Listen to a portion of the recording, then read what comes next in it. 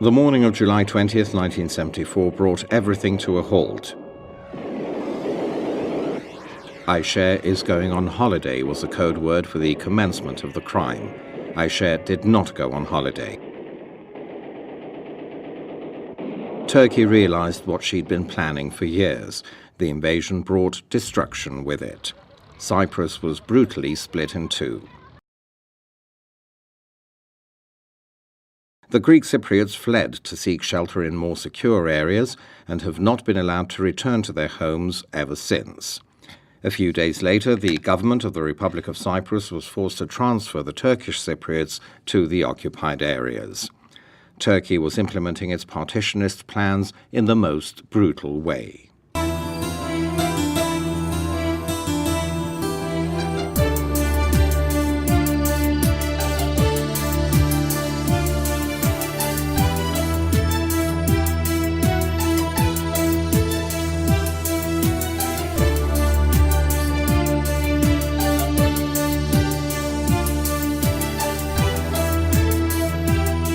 Prior to the Turkish invasion, some 120,000 Turkish Cypriots lived interspersed with 500,000 Greek Cypriots all over the island.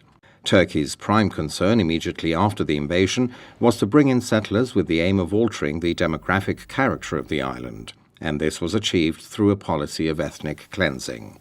Today, more than 160,000 settlers from Turkey are living in the occupied areas.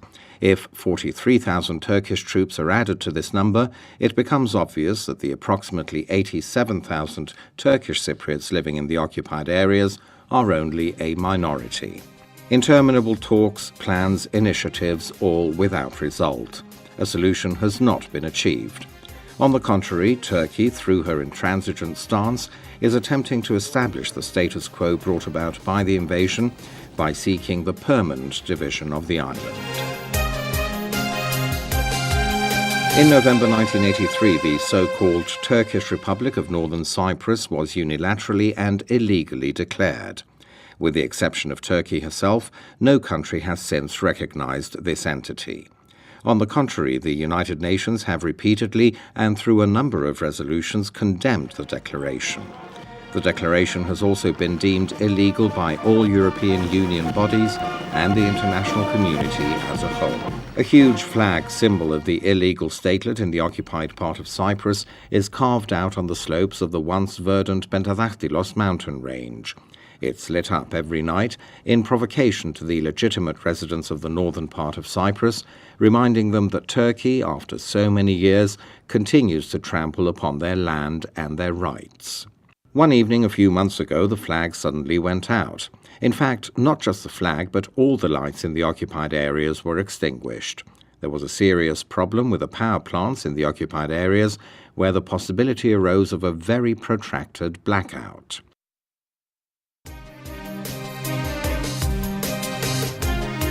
The Cyprus government dealt with the situation in a humanitarian manner, overlooking the illegal status of the occupation regime.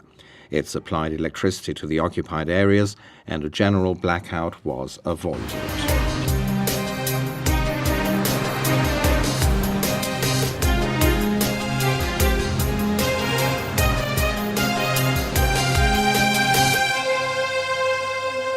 If Cyprus's economy were unified, the Turkish Cypriot community would definitely not be facing the economic problems it's facing today, and which its leadership ascribes to what it calls its international isolation.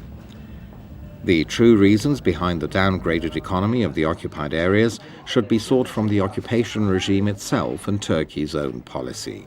The fact is recognized even by the Turkish Cypriots themselves. Isolated is not the Turkish Cypriot community in the north, but the state, the so-called statelet, which is under the patronage of Turkey.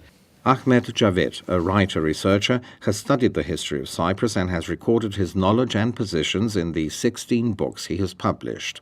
His opinions are expressed lucidly and clearly, despite the fact that, as he says, this bothers the occupation forces.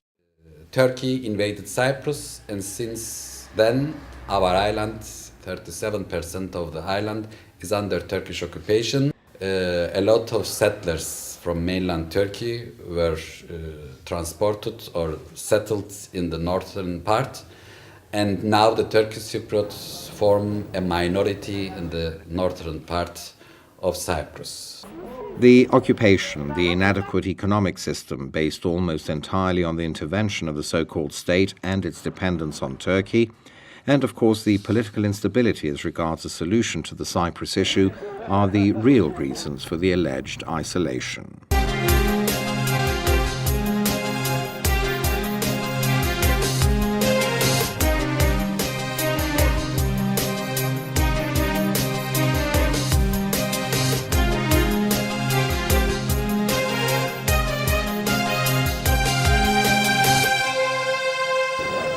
In April 2003, the Turkish occupation forces opened the roadblocks and the movement of Greek and Turkish Cypriots to and from the occupied areas was allowed, albeit with many restrictions. The first visits involved a huge number of people and were due to the Greek Cypriots' need to see their land and homes after almost 30 years. Turkey and the occupation regime are striving to exploit in every possible way the results of the April 2004 referendum on the pretext of seeking to lift the alleged Turkish Cypriot isolation. The Greek Cypriots rejected the Annan plan not because they do not want a solution of the Cyprus issue, but because they judged that the specific plan did not